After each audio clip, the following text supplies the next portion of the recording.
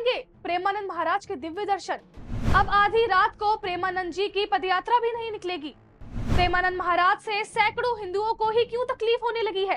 रात के 2 बजे निकलने वाली पदयात्रा का विरोध भी होने लगा है।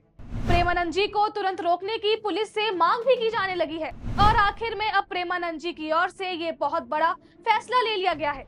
जी हाँ दोस्तों, वृंदावन में हजारों की संख्या में प्रतिदिन श्रद्धालु तीर्थ नगरी आते हैं और यहाँ पर दिन में भगवान के मंदिरों के दर्शन कर रात में प्रेमानंद महाराज के दर्शन करने के लिए रुकते हैं। लेकिन अब प्रेमानंद महाराज भक्तों को दर्शन नहीं दे पाएंगे। इसका बड़ा कारण भी उन्होंने खुद ही बताया है। इस बात के सामने आने के बाद ही प्रेमानंद महाराज के दर्शन करने आने वाले भक्त मायूस भी हो गए हैं। प्रेमानंद महाराज रात 2 बजे अपनी पदयात्रा की शुरुआत करते थे, जिसमें हजारों की संख्या में श्रद्धालु उनके दर्शन किया करते थे और वो पदयात्रा उनके घर से प्रारंभ होकर आश्रम के लिए जाती थी। इस वक्त हजारों की संख्या में सड़कों के किनारे खड़े होकर भक्त प्रेमानंद महाराज के दर्शन करते थे। लेकिन अब इस यात्रा के दर्शन भक्तों को नहीं हो सकेंगे। इसका सबसे बड़ा कारण प्रेमानंद महाराज के स्वास्थ्य का ठीक नहीं होना बताया जा रहा है। उनकी पदयात्रा को अनिश्चित काल के लिए बंद कर दिया गया है।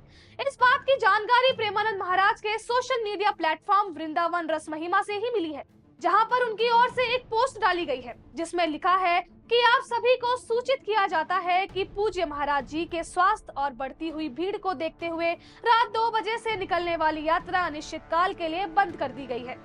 हालांकि आपको बता दें कि यात्रा के अनिश्चित काल के लिए बंद होने के पीछे एक बड़ा कारण उस विरोध प्रदर्शन को भी माना जा रहा है। कुछ दिन पहले जहां से प्रेमानंद महाराज की पदयात्रा होकर गुजरती थी, वहां पर अधिक संख्या में लोग मौजूद होते थे, जिसके बाद से रास्ता बंद हो जाता था और भजन ढोल नगाड़े बजते थे, जिसकी तेज आवाज होती थी और वहां रहने वाले स्थानीय लोगों को काफी ज्यादा परेशानी होने लगी थी। इस बात को लेकर NRI ग्रीन सोसाइटी के लोगों ने महाराज का विरोध प्रदर्शन किया और महिलाओं ने हाथ में तख्ती लेकर महाराज की तरफ से निकाली जा रही पदयात्रा का विरोध किया था।